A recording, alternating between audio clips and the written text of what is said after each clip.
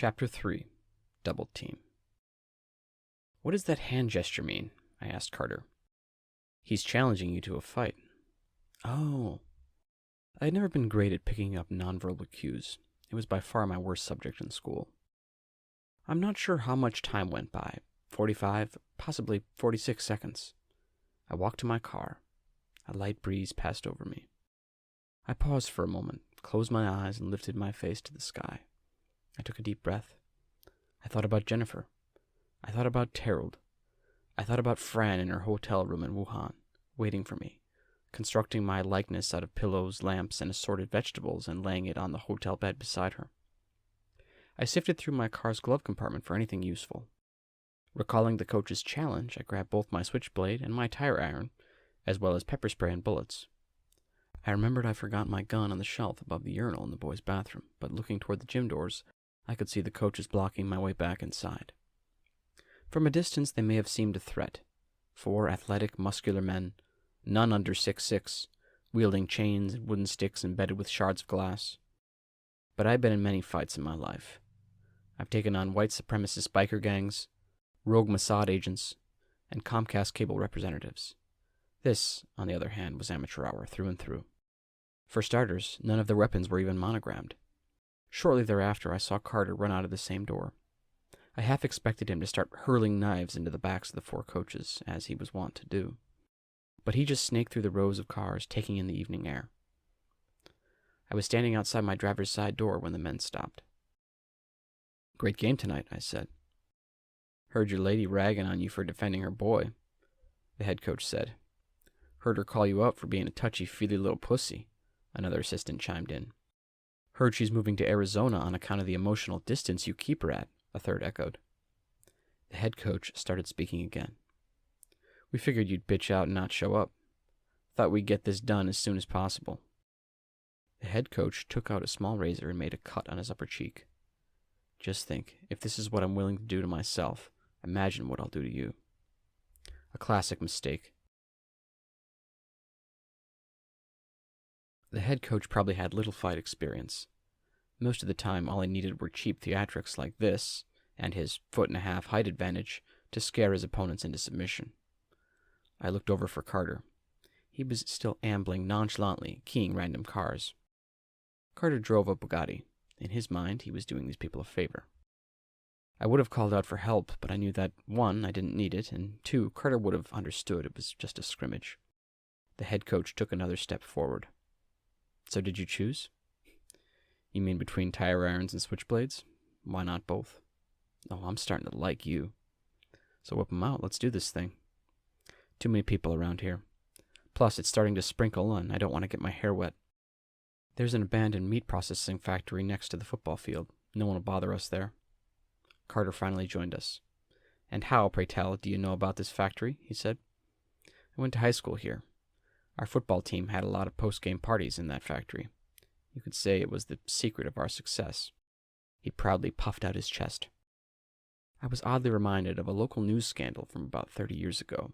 In the winter of '85, local police discovered the decapitated heads of 10 district star quarterbacks, all but Eichmann High's, in a nearby river. The boys each went missing exactly 1 week apart from each other.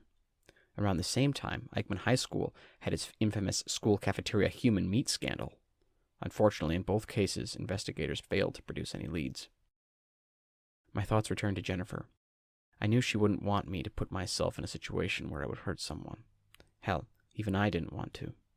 I've been around enough violence to know there's no glory in it. "We're 2 mature adults," I said finally. I strained to get the words out. "There's no need to resort to violence, right?" The big smile stretching across Carter's face as he rubbed 2 knives together disappeared. I knew he'd be disappointed, but I could always make it up to him. "Just as I thought," the head coach said. I turned around and started to walk away. But then I heard it. I heard the sound. The sound I hear in my nightmares. The sound I can never run or hide from. The sound that haunts me. One of the assistants had a tape recorder in his hand. To anyone else, it would have been just a springy, metallic clang. But I knew it was more. The sound of a sinister origin. It was the sound of my free throw shots bouncing off the rim and costing my team the 8th seed. We all have our weaknesses. For some, it's the bottle. For others, a deck of cards. For Carter, it's something called a Brazilian pile driver. But whatever it is, its presence causes a synaptic malfunction that renders us incapable of saying no. I turned back to look at the coaches. Take me to your goddamn factory. The 6 of us crossed the football field and entered the warehouse. For an abandoned building, it was in good shape. It seemed a few enterprising students had converted one of the wings into a successful meth lab. There were plenty of lights on, and a couple of guards were sleeping near the entrance. My change of demeanor sent Carter into a fit of ecstasy. He and the 3 assistants waited on the factory floor while the head coach and I ascended the catwalk overlooking the giant meat blender. We reached the area directly over it. You'd be surprised what this thing could do to a human, he said to me.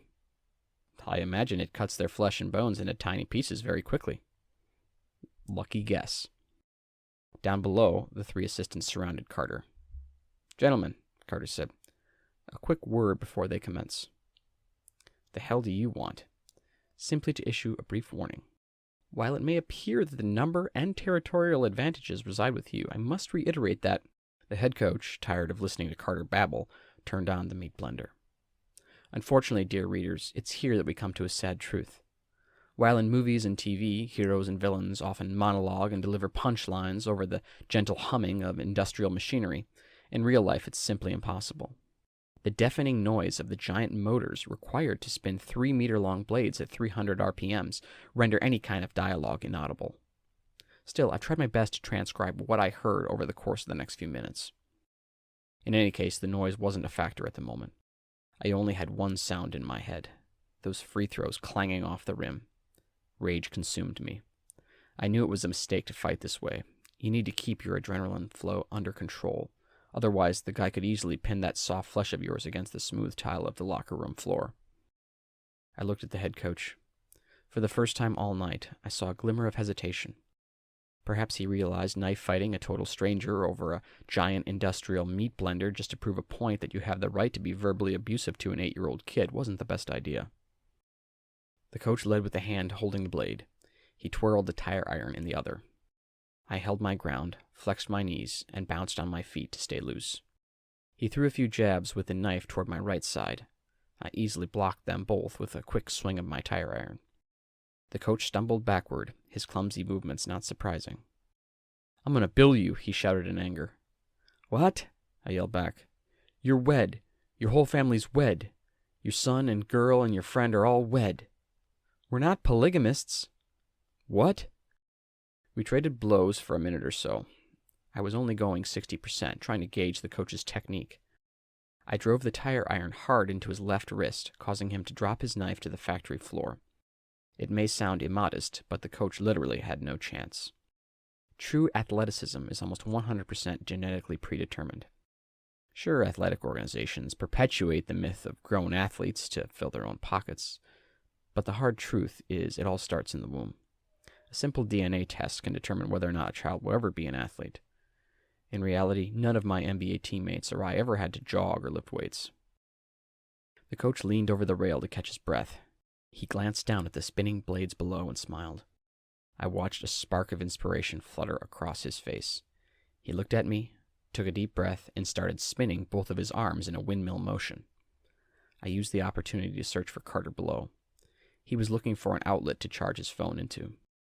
The 3 assistants lie where they had just recently stood, each with a shuriken embedded in his forehead. The coach continued his slow approach. I'm going to read you to those rye stool lids just like I hid when I was a rude dent. I can't hear or understand you. Do you even grow stew for dressing with? Yeah.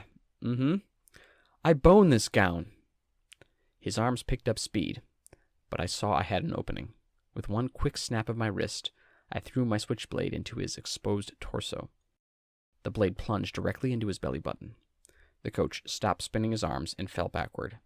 He grabbed at the knife's handle and cried out in pain. Please yelp me. I don't have wealth for hermits. I should have let him fall. I should have put him out of his misery. But by now the sound of the rim clanging had dissipated. My rage faded. I looked at the poor man in front of me wincing and pooping himself and trying to seal his wound with poop. and I felt sort of bad. I gave him a couple of quick kicks to the face to knock him out, and then dragged his unconscious body down to the factory floor, where I rejoined Carter, who switched off the machinery.